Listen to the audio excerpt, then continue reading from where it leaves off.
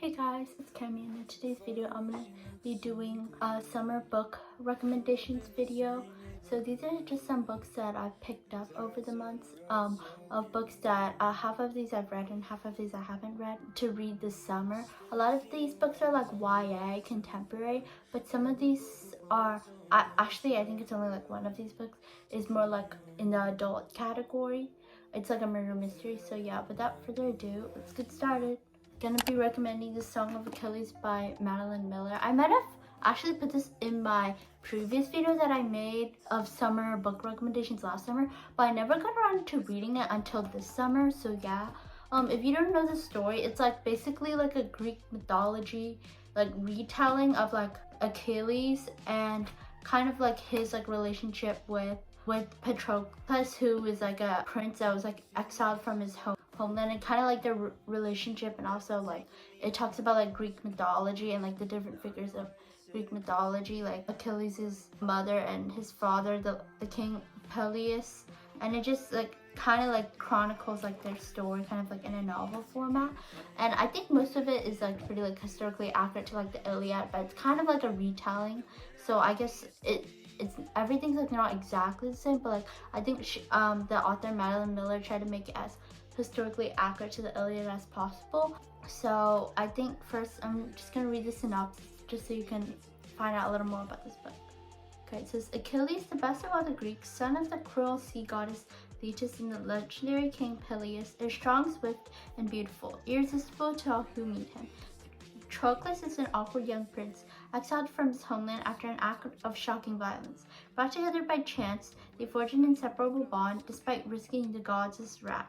They are trained by the centaur Chiron in the arts of war and medicine, but when word comes out that Helen of Sparta has been kidnapped, all the heroes of Greece are called upon to lay siege to Troy in her name. Seduced by the promise of a glorious destiny, Achilles joins their cause, and torn between love and fear for his friend, Patroclus follows.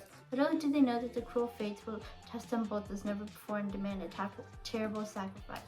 So yeah, this is just a little like summary of the book without spoiling too much of it. And I thought it was really good. I know it's like really like hyped up on like TikTok and like BookTube or YouTube, but I think it like deserves the hype that it gets. Like it's a pretty good book, and it's like very well written. And like in the back of this book, like she says that it took like her like 10 years to like write this book and publish it, which is pretty crazy to me because like 10 years is like a long time to like publish a book. Like sometimes it only takes authors like 1 to 2 years to get a book published, but like that really shows that she put a lot of effort into this book. So yeah, that's my first recommendation.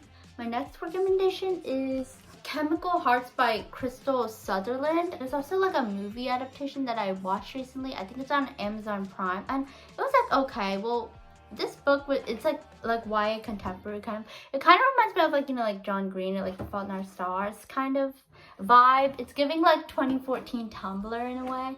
I feel like if this book was published during 2014 Tumblr, it would have been really popular on there.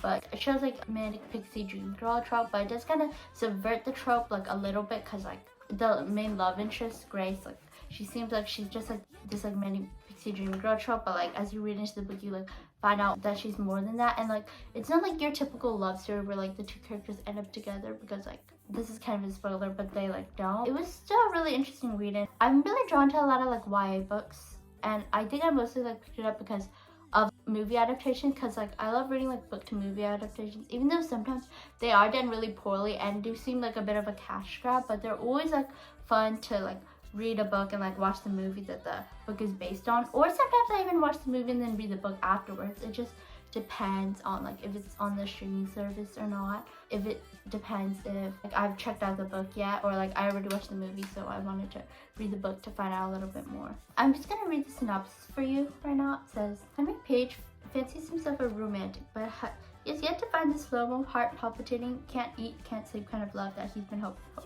That all changes when Grace Town walks into his life. Grace isn't who Henry pictured as his dream girl. She walks with a cane, wears oversized boys' clothes, and rarely seems to shower, but he quickly finds himself falling for her anyway. It's obvious there's something broken about Grace, but Henry wants nothing more than to help her put the pieces back together again. Equal parts wit and heartbreak, this is a potential powerful portrait of the bittersweet bliss at his first love. This passage, like, it kind of reminds me of like the like I can fix her trope, or like the I can fix her meme like that I've seen online. yeah, Grace does give off like Manic Pixie Dream Girl a little bit, like, or like I'm not like other girls kind of vibe. But like I guess if you read more into the book, you find out like why she is the way she is, and like how like she was like different before like this like tragic accident like happened to her, and like kind of changed like her perspective of life and stuff. That's it for that book. And my next recommendation that I read pretty recently was Along for the Ride by Sarah Dessen. There's also a book to movie adaptation with it, which is always fun to watch. It's on Netflix. I watched it rather recently, and it is a bit corny, but it was like a fun like summer movie to watch because it's like it takes place like at a beach, which is definitely like summer vibes. And also like the characters that played her mom and her stepmom are like two famous actresses from like the 80s and 90s or like 2000s era. Like her mom is played by Andie MacDowell, who, fun fact, the mother of Margaret Qualley, who you may know, is like I think engaged to Jack Antonoff. That's like just a random tidbit that doesn't really have to do with anything, but yeah, I thought that was a fun fact.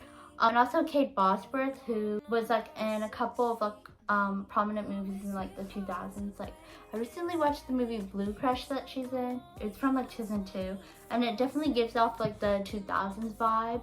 Because it's also like at the beach and it's about like surfing or something. I don't really remember what the movie is about, but yeah, it was a pretty fun watch. But anyways, yeah, here's this book, Along for the Ride. And yeah, on the cover you can see this is like our main character, Auden. I think she's like named after a famous poet, W.H. Auden or something. I don't know, I don't really know poetry, but yeah, that's a fun fact. And I think this is supposed to be her love interest, Eli. She's like sitting on the bike. I mean, he's not sitting on the bike, he's like sitting on this wheel. Or maybe there's another wheel, another seat here. I don't know. It's a weird bike, but she's like putting her feet on the pedals. But like she's not wearing any shoes. Like, girl, you're gonna like get some like scrapes, you know?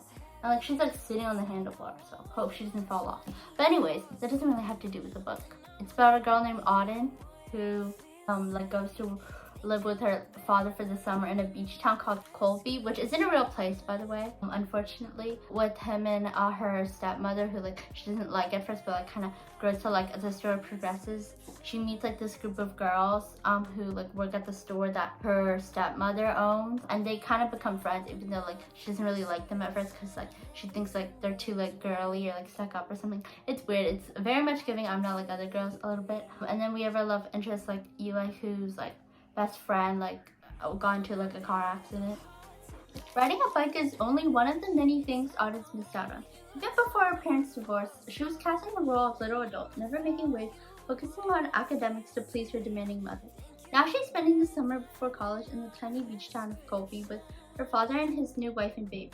A job in a trendy boutique introduces her to the world of girls, their friendships, conversations, romances. And then there's Eli, an intriguing loner. In case you haven't noticed, I'm weird. I'm a weirdo. I don't fit in, and I don't want to fit in.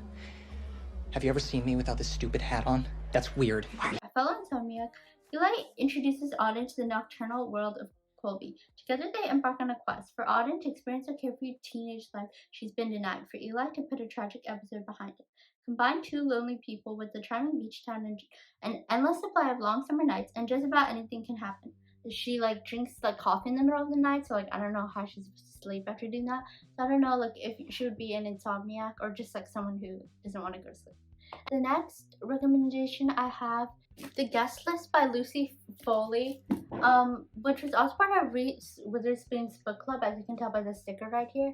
So that's pretty cool. It's like a murder mystery, kind of like about a couple like on an island who like about to get married, and then like someone dies at the end.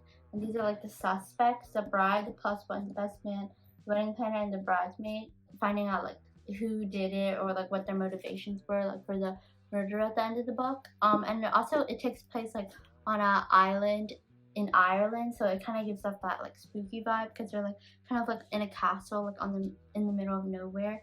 So like that kind of like gives us the isolated vibe, so like no one can like really help them figure out like who committed the crime, because like they're all alone and there's no like police and stuff there. Now I'm gonna read the synopsis here. It says, it's the wedding of the year, but someone won't survive. On a remote island off the coast of Ireland, guests gather to celebrate the wedding of Jules Keegan and Will Slater. Will is a rising television star, handsome and charming. Jules is a smart, ambitious magazine publisher. Though the sea is a little choppy in the self-service body, their wedding is everything you'd expect of a young power couple. Designer dress, four-tiered cake, boutique whiskey, vintage champagne. Every detail has been curated to perfection. All that's left to orchestrate is the happiness. But perfection is for plans, and people are all too human. It's not long after the cake is cut and the champagne pops that the resentments and petty jealousies come out. Worse yet, the latest barometer reading shows the weather has shifted from fair to changeable, and dark clouds are looming overhead. Everyone on the island has a secret. Everyone has motive, and someone won't leave this wedding alive.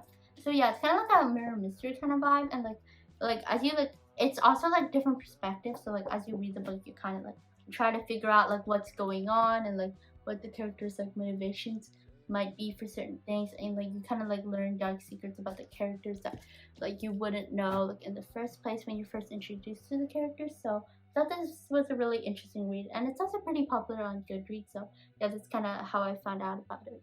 So this next book I'm actually currently reading right now, which is The Astonishing Color of After by Emily X.R. Pan. It's basically about a girl whose mother like commits suicide, and like she thinks that like she turned into a bird or something. So it's kind of like a paranormal genre, which is really interesting. And I guess it kind of like shows her like trying to like reconnect with her heritage, since like she's like half white and like half Chinese. So like she wants to learn more about her mother's heritage. So she like goes to Taiwan to try to like figure out the clues of like why her mother committed suicide and like what could have happened to her afterwards, like if she turned into a bird or something, or like something like that. So yeah, I'm gonna read the synopsis here now. Concise. I didn't cry. That was not my mother. My mother is free in the sky. My mother is a bird. Lei Chen Sanders is absolutely certain about one thing. When her mother died by suicide, she turned into a bird. Lei was half Asian and half white. Travels to Taiwan to meet her maternal grandparents for the first time. There, she's determined to find her mother, the bird. In her search, she winds up chasing after ghosts, uncovering family secrets, and forging a new relationship with her grandparents.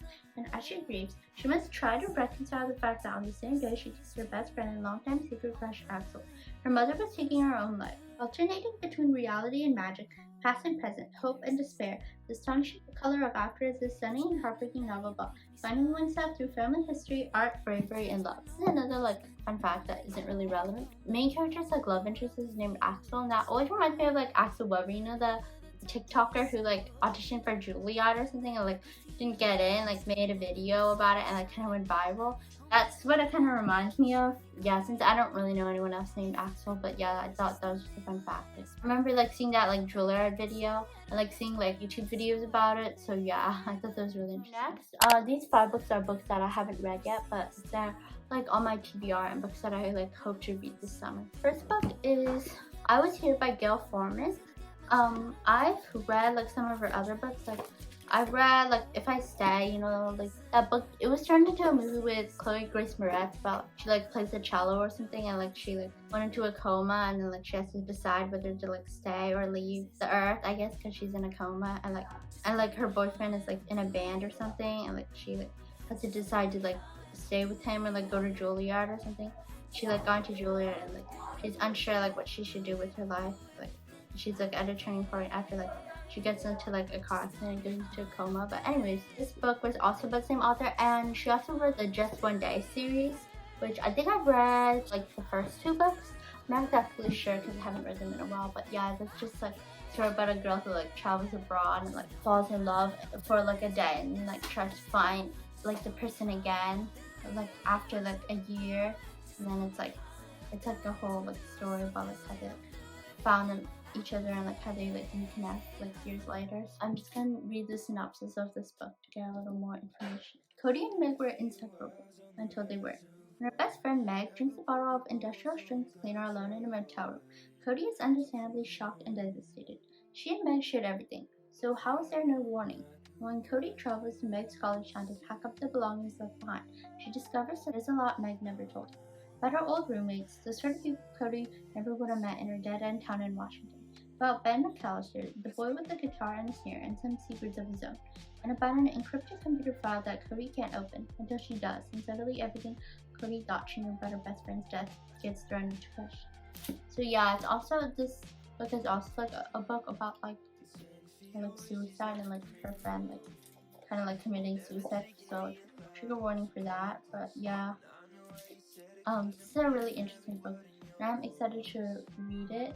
I'm pretty sure it was published like a few years ago, and I think I remember reading like an excerpt of it at the library, but never got around to reading it. So the next book on my list is Take Me Home Tonight by Morgan Matson. I've read a lot of her other books. She writes a lot of like YA contemporary books.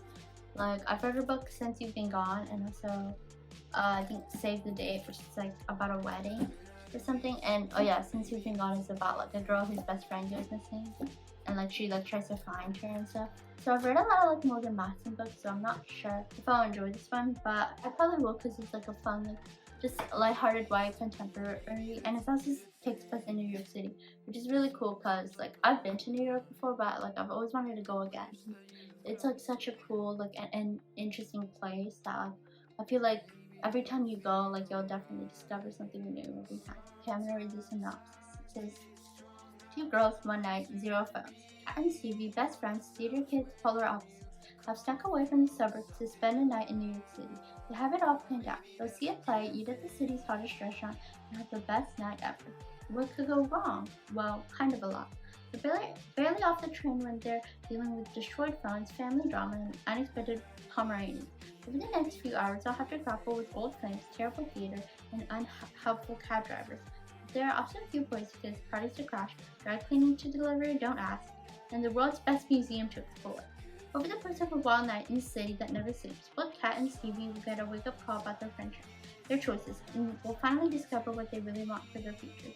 That is, assuming they can make it to Grand Central before the clock strikes midnight. So yeah, this is another like fun YA contemporary, but like unlike the other YA contemporaries that I've read, this one seems to focus less on romance and more like on friendship, which I think is really pretty interesting because like a lot of like YA books are about like the romance between two characters, which is like fun and interesting to read about. But I like when like books focus more on like friendship or like the plot or like character development or like coming of age more than like just like the romance, because like the romance is almost like predictable at this point since like they kind of all follow the same formula. So this next book I have on this list is Love Boat Taipei by Abigail Hing Wen, who is also about a girl who is Taiwanese, just like the astonishing color of after. So yeah, a wise man once said, when at Love Boat, party like the prodigies do. Whenever Wang's parents send her away for the summer, she's expecting Shantan, a strict educational immersion program in Taiwan. Instead, she finds a famous love boat. They are ever surrounded by prodigies, like Rick Wu, Chinese-American wonder boy and longtime bane of her existence, Ever's roommate, the confident and clever Sophie Top. As glamorous as she is sharp, and then intimidatingly cool as Xavier Yates, heir to an international tech empire. Her classmates are more interested in the non-stop Taipei nightlife than anything to do with the curriculum. Hookups abound, sake blood, sake flows. An adult supervision is non-existent. For the first time ever is discovering what freedom tastes like, and it is exhilarating. But summer will end and Ever will be back to her parents in the future they've planned for her. Will she let this glimpse of freedom go, or will Love Boat give her the courage to pursue the future she dreams of and the Ever Wrong she wants to be? So yeah, this is another book, like fun book like set in another country, kind of like the astonishing color of after. I kind of like get similarities between this and like I guess like she kind of like goes on like different experiences. It kind of reminds me of like Exo Kitty in a way that the new Netflix series that Jenny Han like wrote and produced, because like she also like goes abroad, so it's kind of like the same vibe of like going abroad and like meeting like new people, having like different romances like throughout the series. So yeah, I'm really excited to read that book. Okay, so the next book I have is I'm Not Dying With You Tonight by Julie Siegel, and it says, Lena and Campbell aren't friends. Lena has her killer style, her awesome boyfriend, and a plan. She knows she is going to make it big. Campbell, on the other hand, is just trying to keep her head down and get through this year at her new school. When both girls attend the Friday night football game, what neither expects is for everything to descend into sudden mass chaos. Chaos born from violence and hate. Chaos that unexpectedly grows them together. They aren't friends. They hardly understand the other's point of view. And none of that matters when the city is up in flames and they only have each other to rely on if they're going to survive the night. So yeah, I thought this was a really interesting premise, and I'm definitely excited to learn more about this book. I'm not exactly sure what it's about, but yeah, I'm really excited to read it. This is gonna be the last book on my list, and it's actually a sequel. So like I haven't read like the first book yet, so I'll probably have to read that before reading this. But it's The Betrayed by Kira Cass. If you don't know, Kira Cass is also the author of the Selection series, which was really popular around like the 2012 to 2015 era, and I did read that series like in middle school, or like I think it was early high school actually. It's about like America who like enters the selection, kind of like The Bachelor, like for royalty, and then like she kind of like meets the Prince Aspen, and it's kind of like her Prince Maxim, sorry, and it's kind of like her and a love triangle between like Prince Maxim, her, and like Aspen, who is like her boyfriend from back home. So they kind of like has this whole like love triangle thing going on. At first, like America doesn't want to be in the selection, but then like she kind of like gets to know the girls and like goes to like selection, and like it's kind of about just about like Max and America's romance, and also there's like a side plot about like the kingdom and stuff, and people being unhappy with the caste system they have. Like the plot is kind of like non-existent, but it's more about like the romance and of course the selection and like finding out like who's gonna be picked, and it's kind of like but the drama of it all too, which is also like a mainstay of like The Bachelor, so it kind of gives off like that vibe of like the girls are kind of like fighting to be the next queen. But anyways, this book is also like about royalty.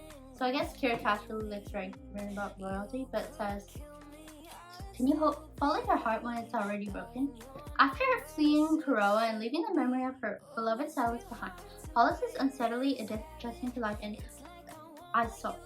The Aesop family's affection is a balm on her weary spirit, though Ichan, a surly cousin with a deep disdain for Kuroa, threatens to upset the uneasy peace she's found, while tensions at home ratchet up.